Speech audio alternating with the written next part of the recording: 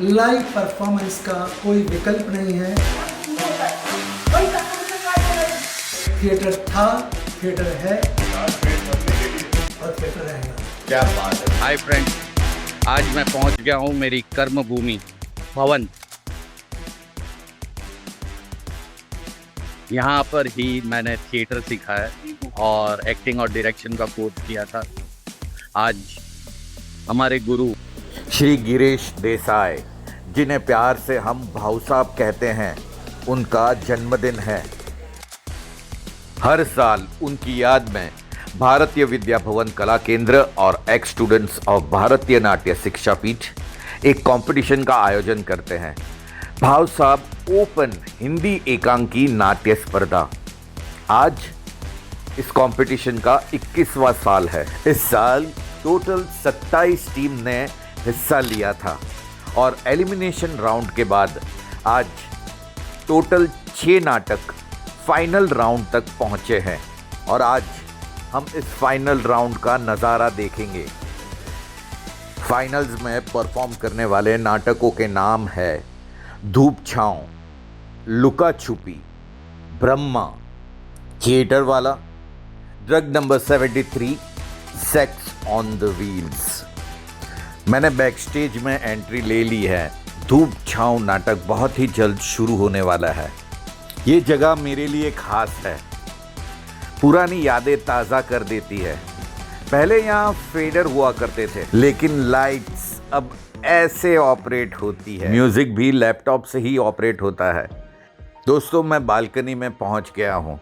यहाँ पर general public को अलाउड नहीं है, लेकिन यहाँ के मैनेजर साहब अजिंक्य जी ने मुझे स्पेशल परमिशन दी है, इसलिए मैं सारे नाटक यहाँ से ही देखकर कवर करूँगा। और मदद करते हो तो जताते क्यों हो? ये जिम्मेदारी है तुम्हारी। ओह, या ये सिर्फ औरत का ही काम? ये सबसे बातें कुमारी। धूप छांव एक वर्किंग कपल की कहानी है जो परिवार से अलग होकर दूसरी जगह पर रहने आए हैं। पर्सनली मुझे पूछो तो ये कहानी बहुत ही सिंपल है, लेकिन रिलेटेबल है। और ये है बैक स्टेज का असली स्पीड टेस्ट। 10 मिनट में पूरा सेट चेंज करना होता है। एक नाटक खत्म और अगले 10 मिनट में नया वर्ल्ड रेडी। एकांकी कंपटीशन में टाइमिंग सिर्फ डायलॉग्स की नहीं होती है, सेट चेंज की भी होती है। ये 10 मिनट पूरे कंपटीशन का हैक्टिक मोमेंट होता है। और ये हैं हमारे जजेस, जिनके फैसले पर टिकी है पूरी कंपटीशन की कहानी। दूसरा नाटक है लुका छुपी।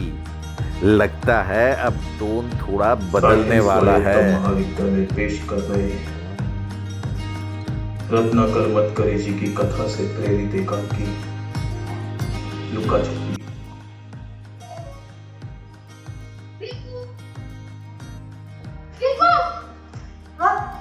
लुका छुपी खेले?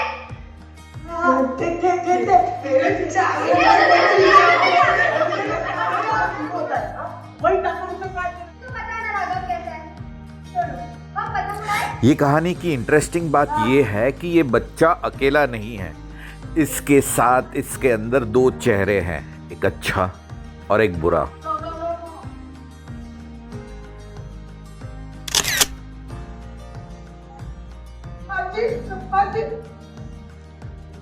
धीरे धीरे कहानी एक डेंजरस मोड़ लेती है, जहां इसका बुरा साया उसे गलत रास्ते पर ले जाता है।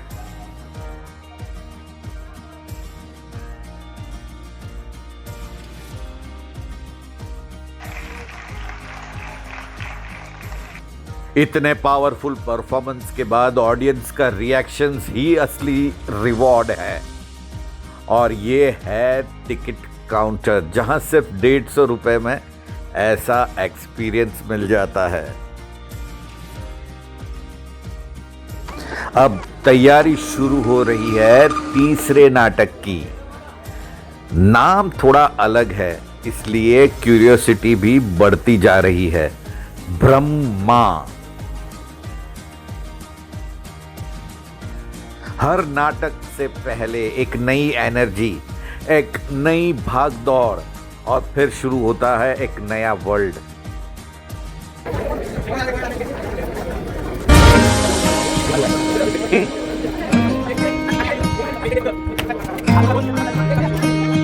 निर्देशित हिंदी नाटक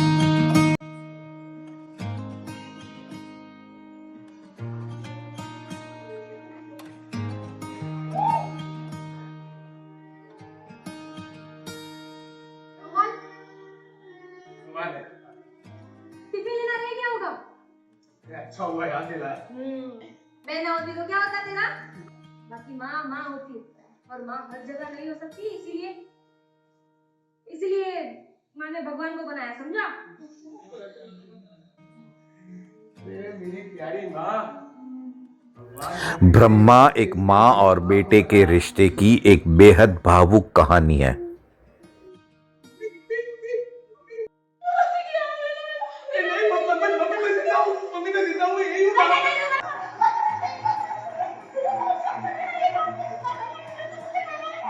माँ अल्जाइमर के आखिरी स्टेज पर है और अपने ही बेटे का नाम भूल चुकी है।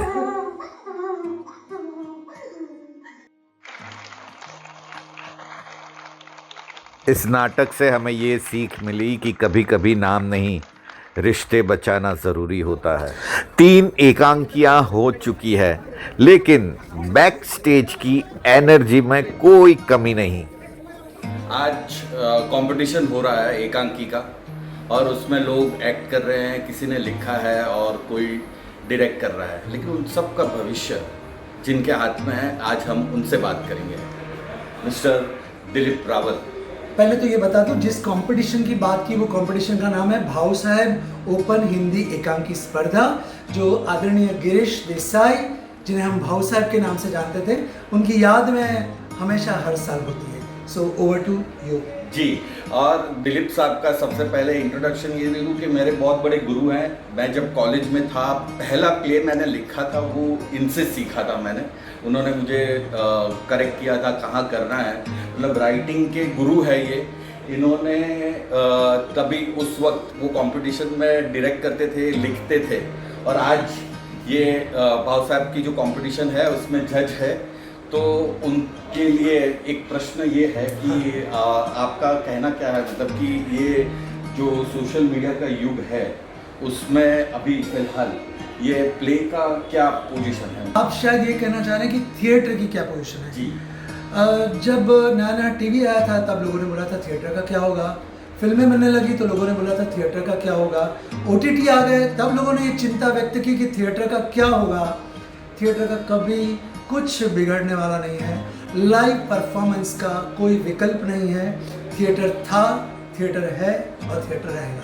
क्या बात है, बहुत बढ़िया, बहुत बढ़िया। और दिलीप साहब, आप ये बताइए कि आप जो इतना काम करते हैं, सीरियल लिखते हैं, मूवीज़ लिखते हैं, तो ये जो आप कंपटीशन देखते हैं तो उसमें से बच्चों को फिर आप चांस देते हैं, ऐसा मौका? तो मैं रेकमेंड करूँगा। जी जी, मैं नंबर ले लूँगा उनका। जी जी, जरूर जरूर। बहुत बहुत धन्यवाद आपका, आपने इतना वक्त दिया। अरे बहुत इतना नहीं दिया है, थोड़ा सा दिया है। और एक बात जरूर कहना चाहूँगा कि आप मुझसे उम्र में बड़े हैं जी, फिर भी मुझसे मगर 10 लगता साल नहीं, हाँ। 10 साल छोटे लगते हैं, तो जी। उसका राज क्या है? उसका राज ये है, मैं खुश रहता हूँ हमेशा और अपनी पसंदीदा चीज़ें करता रहता हूँ, दैट्स ऑल। और खाता भी बहुत ज़्यादा हूँ, मगर वो सारी कैलोरीज पे बर्न करता हूँ। क्या बात है, बढ़िया बढ़िया। चलो, ये सीक्रेट भी मिल गया है दिलीप साहब से। बहुत बहुत धन्यवाद आपका सर। बहुत बहुत ये सुनने वाले सारे दर्शकों से मैं विनती करूंगा कि अगर आप ये पॉडकास्ट देखते हैं, अगर आप स्क्रीन देखने के आदी हैं, आप थिएटर देखना भी शुरू कीजिए। चाहे आपकी पसंद की जो भी लैंग्वेज हो, हिंदी हो, गुजराती हो, इंग्लिश हो, मराठी हो, थिएटर देखिए, थिएटर को बढ़ावा दीजिए, क्योंकि रंगमंच है तो सब कुछ है। रंगमंच फिर से सज चुका है, नए श्रृंगार के साथ, नई रोशनी, नई कहानी के साथ। लेकिन उतनी ही मेरी मजबूरी भी थी। मैम, मैं एक इंस्टाग्राम 25 रील बनाता हूँ। मैम, मैं तो पोस्टर रोड जाके रील बनवाने वाला हूँ, वो भी पूरा दिन गाँव के। ये कहानी है उस दौर की जहां एक्टिंग नहीं, एल्गोरिथम आपका करियर डिसाइड करता है।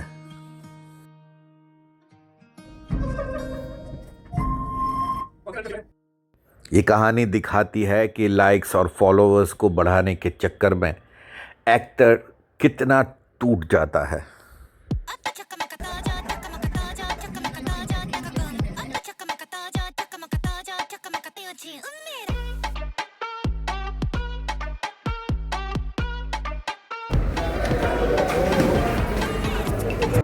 और 5वें प्ले की तैयारी शुरू। प्रोफेसर बाळासाहेब माने, विशेष आभार प्राचार्य डॉक्टर विनय गोले।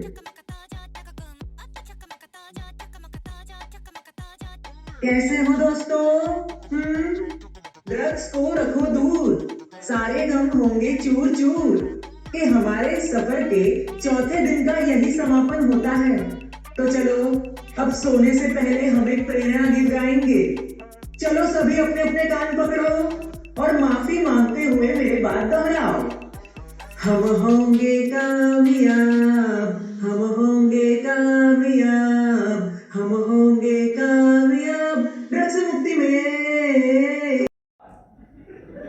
ये कहानी 2 ऐसे लोगों की है जो खुद से भागने के लिए 72 तरह के ड्रग्स आजमा चुके थे। कुछ समझ नहीं आ रहा था। हेलो, चला गया क्या वो? बताओ वरना मैं चिल्लाऊंगी। हाँ चला गया। चला गया ना? कहानी के अंत में हमें और कहानी के किरदार को पता चलता है कि ड्रग नंबर 73 कोई ड्रग नहीं, रिश्ता है। सुनिए, इस हॉल में मोबाइल फोन का बजना सख्त मना है। अगर आपका फोन बजता है तो ये समझ जाइएगा कि आप नाटक के मुख्य कलाकार से ज्यादा फेमस होना चाहते हो। समझे? धन्यवाद। ओ शब्बीर बाबू, पर्दा दीजिए।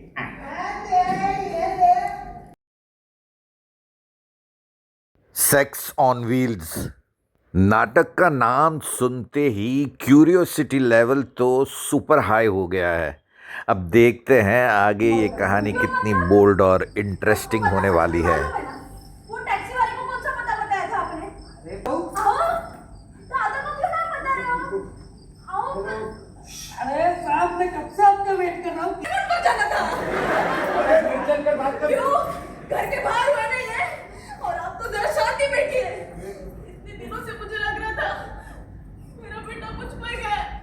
नहीं, तो मेरा आप पे गया। आप मुझे बड़ा फोन था। तेरी टैक्सी तो फुल डिमांड है। क्या छोटू पागल? अरे बाबू जरा, मुझे आप शायद मेरे कुछ भी मत बोलिए। क्या गलत कहा उसने? हाँ? दोनों को उम्र का होश नहीं है। अंतिम संस्कार का झूठा बहाना बनाकर पति पत्नी और बेटा पण मला आता माझ्या नवऱ्याला हा म्हणायचं।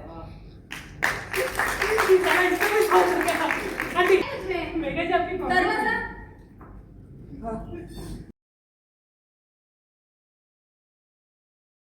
कहानी से हमें ये पता चला कि जब हाउस फुल हो जाता है तो रोमांस सड़क पे निकल ही आता है।